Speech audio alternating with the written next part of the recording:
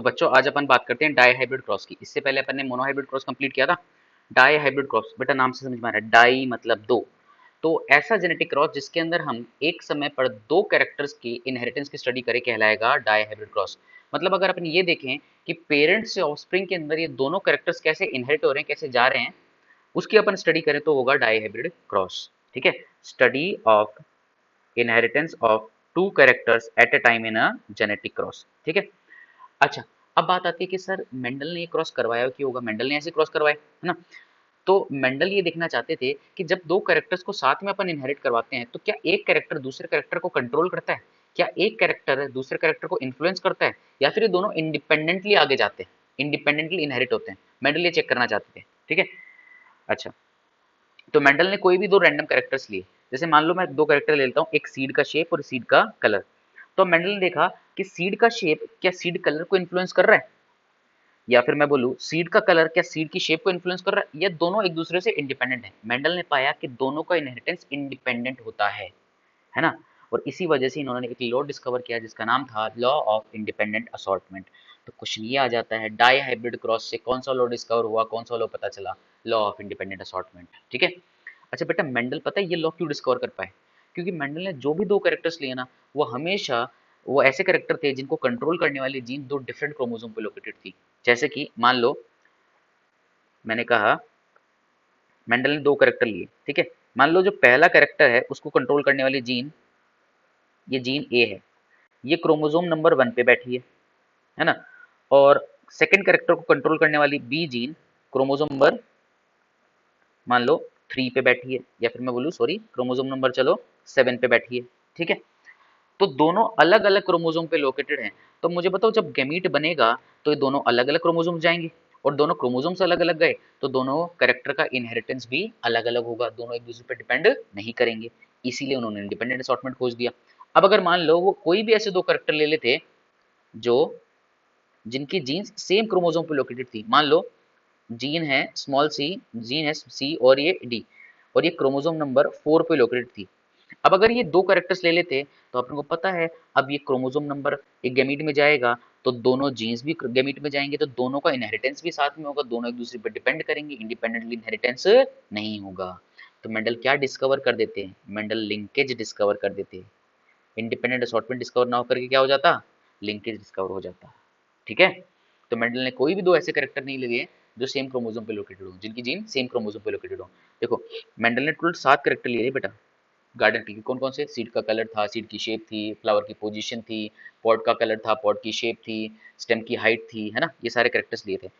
कोई भी दो ऐसे कैरेक्टर नहीं लिए जो सेम जिनकी जीन सेम क्रोमोसोम पे लोकेटेड थी। इन 7 कैरेक्टर से 21 पॉसिबल डायहाइब्रिड प्रोसेस हो सकते थे, है ना। लेकिन वो लकी रहे, उन्होंने कोई भी ऐसा कैरेक्टर नहीं लिया जो जिनकी जीन सेम क्रोमोसोम पे लोकेटेड हो। इस वजह से इंडिपेंडेंट असॉर्टमेंट डिस्कवर हो गया, लिंकेज नहीं हो पाया।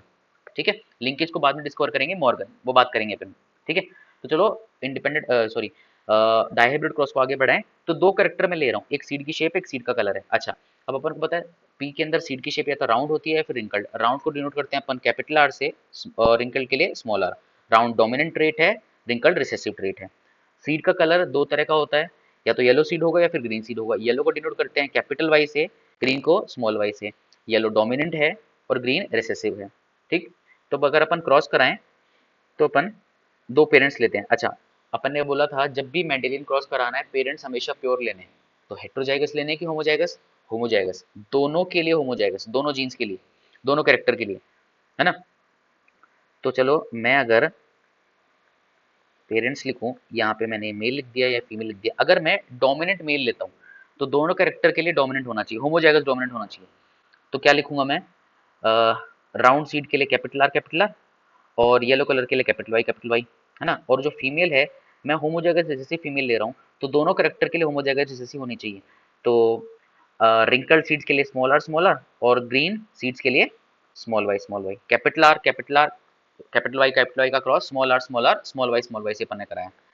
अब क्रॉस आगे बढ़ाने के लिए बनाने पड़ते हैं गैमीट, और अपन को पता है होमोजाइगस कंडीशन में एक ही तरह का गैमीट बनता है। तो ये कैपिटल वाई, ये स्मॉल वाई, दोनों को करा दो फर्टिलाइजेशन। ठीक है। अच्छा, ये तो लिखा नहीं अपन ने इसका, ये क्या थे, राउंड और येलो, और ये था रिंकल्ड और ग्रीन। ठीक है, अब capital R capital Y small Y, अपन को पता है कैपिटल आर स्मॉल आर पे डोमिनेट और कैपिटल वाई स्मॉल वाई पे। तो F1 जनरेशन के अंदर प्लांट कैसे आएंगे, राउंड और येलो, राउंड और येलो है F1 के अंदर। अच्छा, F1 के अंदर जो प्लांट्स है वो बताओ दोनों पेरेंट को रिजेंबल कर रहे हैं कि एक एक पेरेंट को, कौन से, डोमिनेंट मेल को। तो resemble one parent, resemble one parent only, है ना। अब सर बात आती है F2 जनरेशन कैसे लाएं। तो F2 जनरेशन के लिए F1 की सेल्फिंग करानी होती है, तो इस F1 की सेल्फिंग करा देंगे, मतलब इसी जीनोटाइप का क्रॉस इसी से करा दो। तो capital R small R capital Y small Y का क्रॉस करा दिया, capital R capital Y small Y. भाई गैमीट बनाने हैं तब तक तो गैमीट बनाने आ जानी चाहिए, नहीं आते फिर बता देते हैं।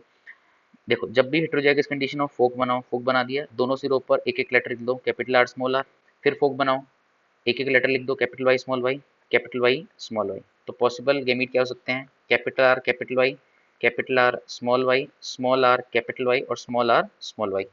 यहाँ पर कौन कौन से हो सकते हैं, सेम यहाँ पे होंगे, capital R capital R small R capital Y और स्मॉल वाई। चलो इनको फर्टिलाइजेशन कराएं। तो मैं एक साइड तो लिख रहा हूँ मेल के, ये वाले फीमेल लिख देता हूँ और उधर वाले मेल लिख दूंगा, capital R small R capital Y और स्मॉल वाई। यहाँ पर capital R small R capital Y और स्मॉल वाई। चलो फर्टिलाइजेशन करवाओ तो साथ में करेंगे, कैपिटल वाई राउंड और येलो, राउंड येलो। ठीक, फिर capital R capital Y small I, ये भी क्या है, राउंड और येलो। ऐसे लिख देता हूँ, R/Y कर रहा हूँ मैं, ठीक है, राउंड और येलो। फिर कैपिटल आर कैपिटल वाई, अब ये भी राउंड और येलो ही आएगा, राउंड और येलो। चलो फिर R capital Y small Y, round और येलो। चलो सेकंड पे आओ, R capital Y small Y, round और yellow, capital R small Y. अब ये क्या हो गया, राउंड और रिंकल्ड, रिंकल्ड के लिए चलो W लिख रहा हूँ मैं, राउंड और रिंकल्ड। फिर R capital Y small Y, वही राउंड और येलो।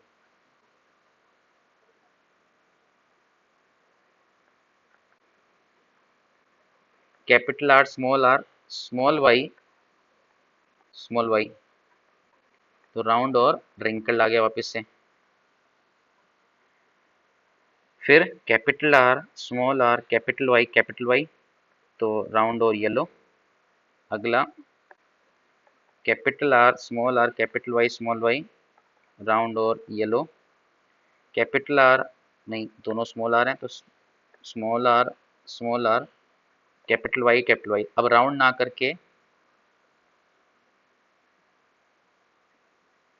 एक मिनट, अच्छा सॉरी, यहाँ पे जो रिंकल्ड है ना, रिंकल की जगह बेटा ग्रीन आएगा, एक मिनट, थोड़ा सा मैंने बोलने में शायद गड़बड़ कर दी।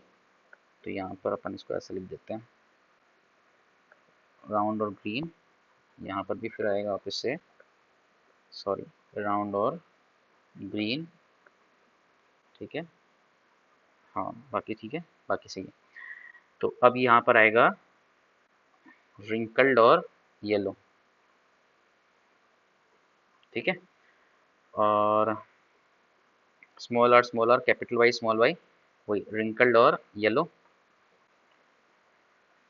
आर कैपिटल वाई राउंड और yellow. Then capital R small Y round और, अब ये हो गया green. Then capital R sorry small R capital Y, तो रिंकल्ड और येलो। और लास्ट में स्मॉल वाई मतलब रिंकल्ड और ग्रीन, ठीक है। तो ये पॉसिबल कितने हो गए, 16 ऑफस्प्रिंग पॉसिबल है, यहाँ पर 16 ऑफस्प्रिंग पॉसिबल है। अब कंक्लूजन की बात करें, क्या क्या कंक्लूजन आएंगे। तो कंक्लूजन के अंदर सबसे पहले अपन लिखते हैं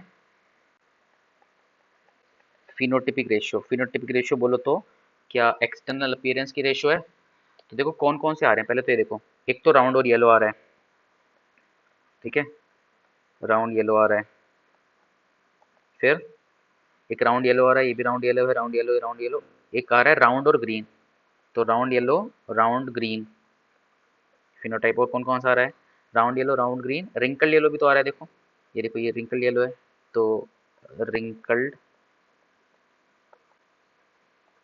येलो,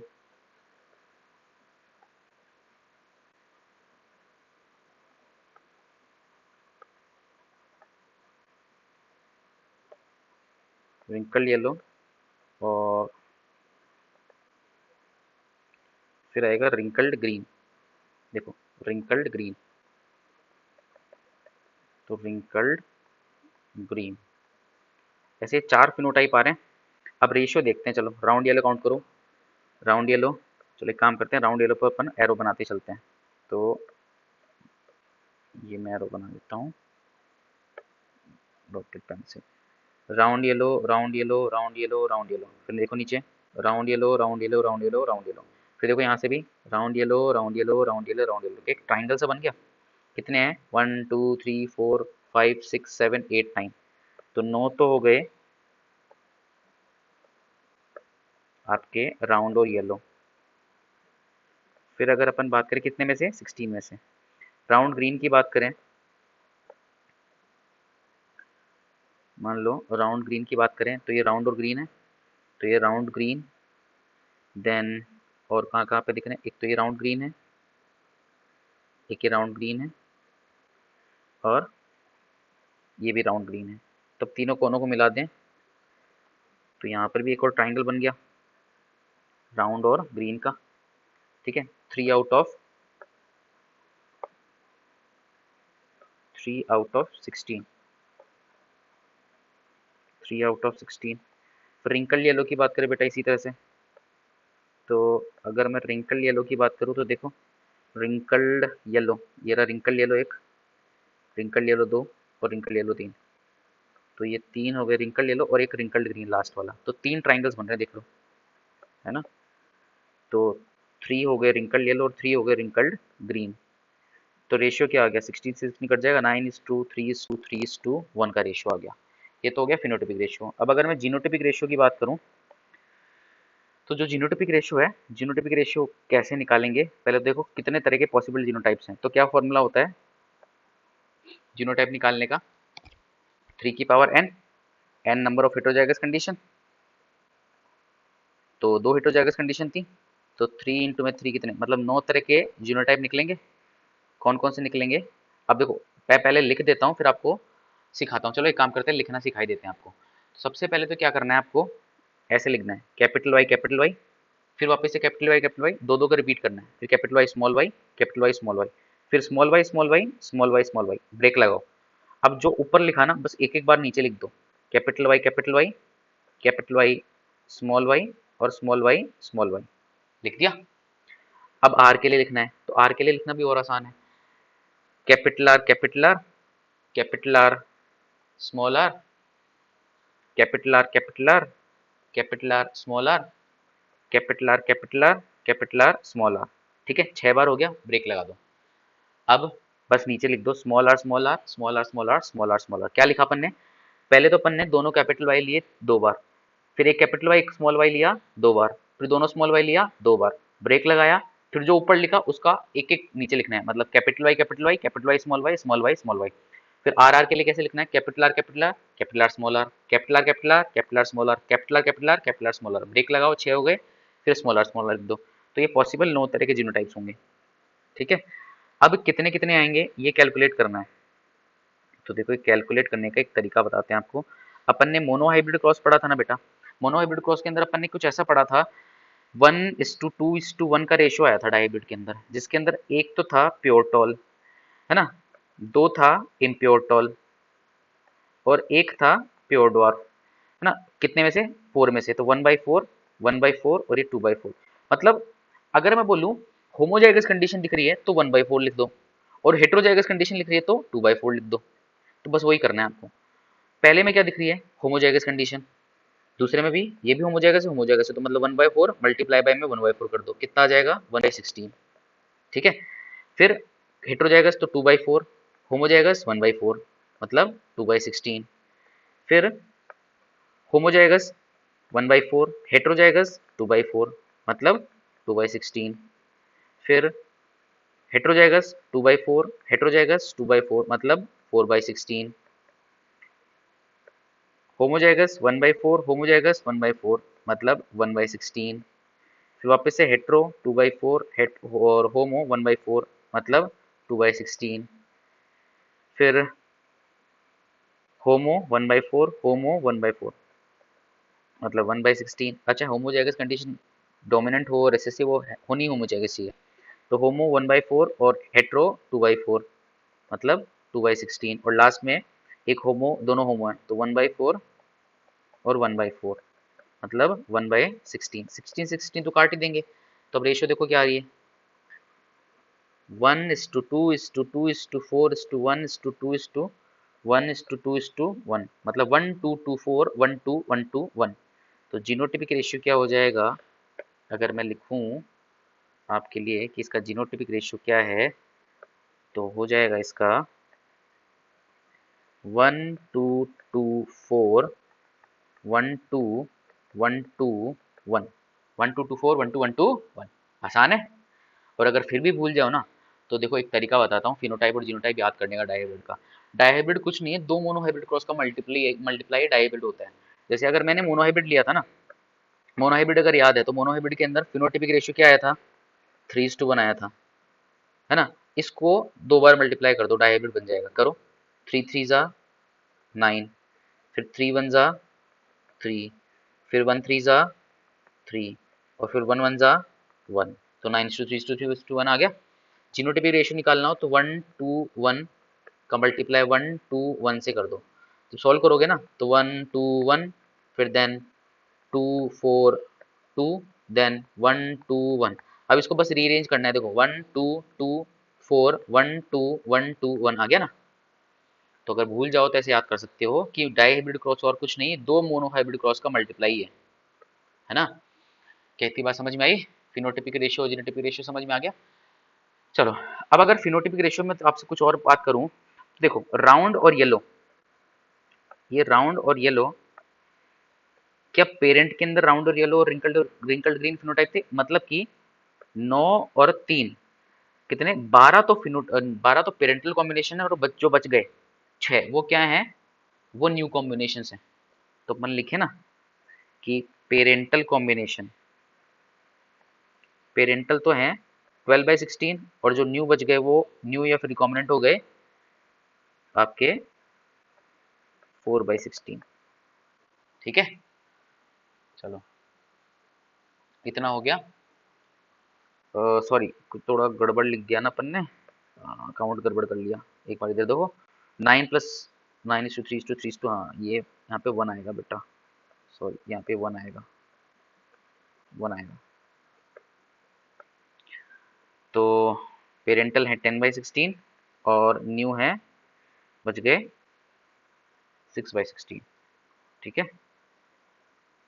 हम्म, तो ये हो गया आपका डायहाइब्रिड क्रॉस। अच्छा, अब डायहाइब्रिड क्रॉस के ऊपर बेस्ड कुछ लॉज होते हैं, उन लॉज की अगर अपन बात करें तो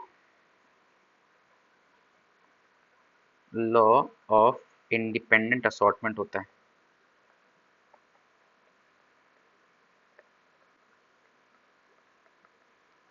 या फिर एक काम करें लॉ ऑफ इंडिपेंडेंट असॉर्टमेंट, चलो इसी में बता देते हैं, इसी में कंप्लीट कर देते हैं। लॉ ऑफ इंडिपेंडेंट असॉर्टमेंट क्या है, देखो law of independent assortment based होता है F2 जनरेशन पे, F2 जनरेशन के कंक्लूजन पे बेस्ड होता है।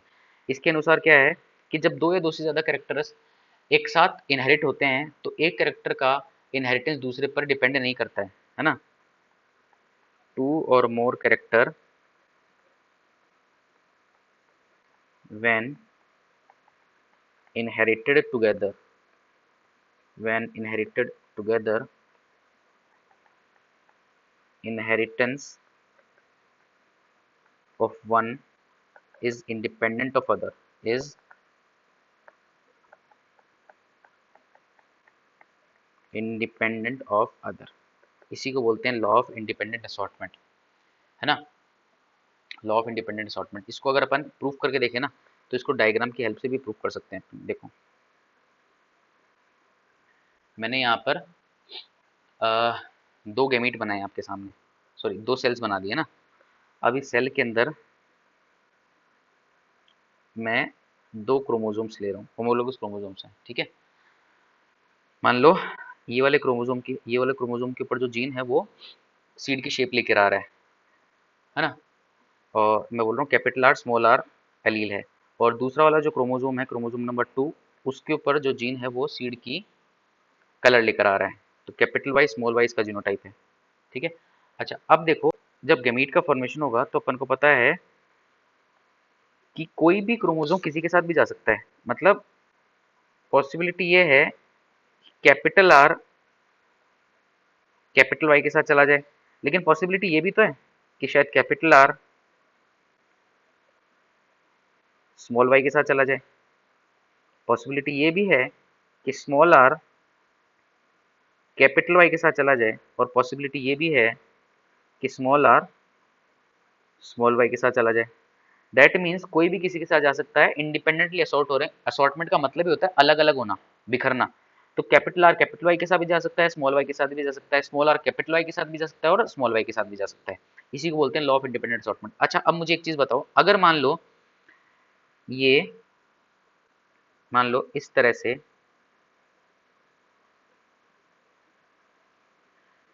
कैपिटल आर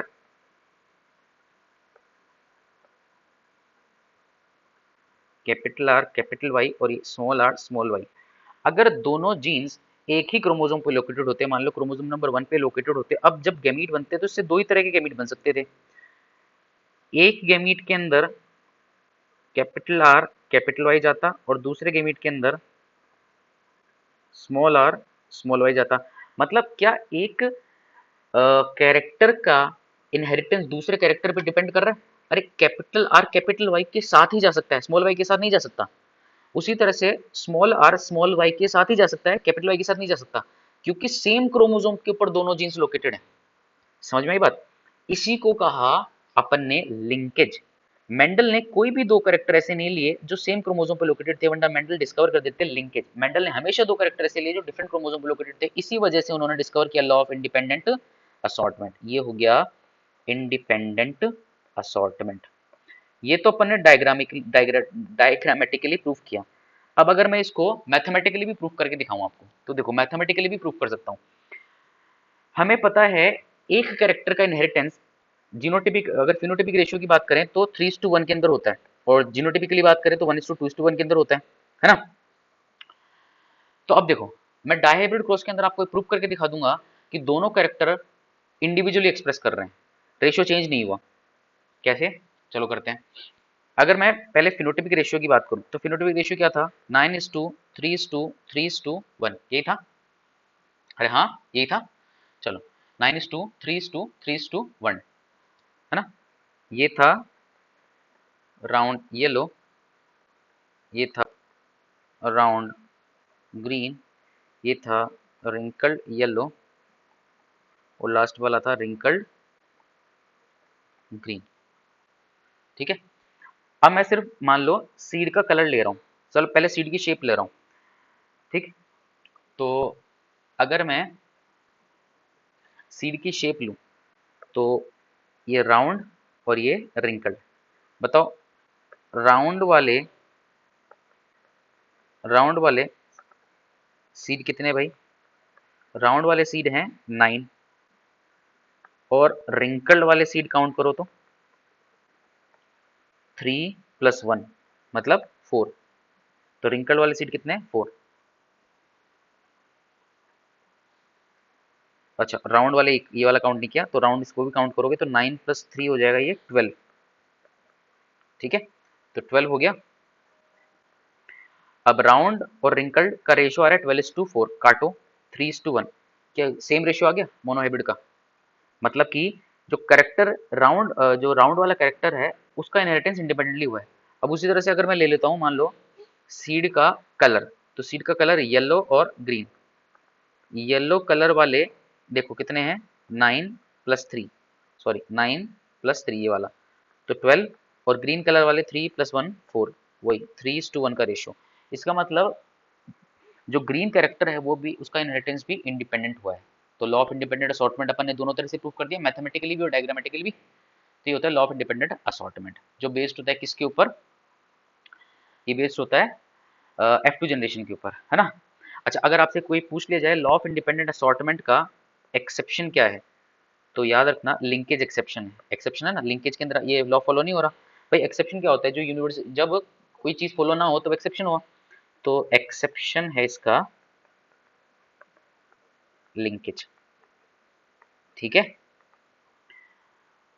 अच्छा, अब एक क्वेश्चन और, क्वेश्चन क्या, अब अपन एक और चीज डिस्कस करें। भाई अपन को इतना पता है F2 जनरेशन के अंदर 9331 का रेशियो था, और ये सारे पॉसिबल ऑफस्प्रिंग थे, 16 ऑफस्प्रिंग पॉसिबल थे। अब हर बार अगर अपन को डायहाइब्रिड क्रॉस दिया जाए तो 16 के 16 लिखना पॉसिबल नहीं है, तो कोई ना कोई ऐसा तरीका तो ढूंढना पड़ेगा जिससे फटाफट क्वेश्चन सॉल्व हो। तो बस आपको कुछ याद नहीं रखना, मैं आपको एक लाइन बोलता हूँ, आपको ऐसे याद रखना है, dominant dominant, dominant recessive, recessive dominant, recessive recessive, क्या, dominant dominant, dominant recessive, recessive dominant और रिसेसिव रिसेसिव। डोमिनेंट को इंडिकेट करना है मेरे को, मुझे पता है कैपिटल आर डोमिनेंट है, ठीक है, सीड की शेप के लिए। तो डोमिनेंट के लिए मैं कैपिटल आर लिख देता हूँ। अब मैं आगे लगा रहा हूँ डैश, इस डैश का मतलब कैपिटल आर के साथ चाहे स्मॉल आर आए चाहे कैपिटल आए, इस डैश के अंदर मैं स्मॉल आर भी लिख सकता हूँ और कैपिटल आर भी लिख सकता हूँ। दोनों के अंदर सीड की शेप क्या आ रही है, राउंड। तो डोमिनेंट डोमिनेंट के लिए मैंने कैपिटल आर डैश लिखा। अब मैं मुझे लिखना है डोमिनेंट रेसेसिव। तो डोमिनेंट रेसेसिव के लिए, डोमिनेंट रिसेसिव के लिए, एक minute, capital R dash capital Y dash. Dominant recessive के लिए लिखूंगा मैं कैपिटल आर डैश, और रिसेसिव लिखना है तो रिसेसिव के अंदर तो होमोजाइगस कंडीशन आनी चाहिए, स्मॉल वाई। फिर अगर मैं लिखूंगा रिसेसिव डोमिनेंट, तो स्मॉल आर और कैपिटल वाई डैश, और लास्ट में अगर रिसेसिव रिसेसिव लिखूंगा तो स्मॉल आर स्मॉल वाई। तो रेशियो आ जाएगा 9:3:3:1। बस आपको इतना याद रखना है। अगर ये आपने याद कर लिया तो आप मैक्सिमम क्वेश्चन सॉल्व कर सकते हो, है ना। अब अपन को पता है इसके अंदर अपन क्या क्या लिख सकते हैं, कैपिटल आर कैपिटल वाई लिख सकते हैं, capital R capital Y small Y लिख सकते हैं, capital R capital Y small Y लिख सकते हैं, capital R small R capital Y लिख सकते हैं। सारी पॉसिबिलिटीज आ सकती हैं। तो बेटा इसके जो क्वेश्चंस है वो आगे करेंगे, अभी एक बार इसको पढ़ लेना, हो जाएगा काम।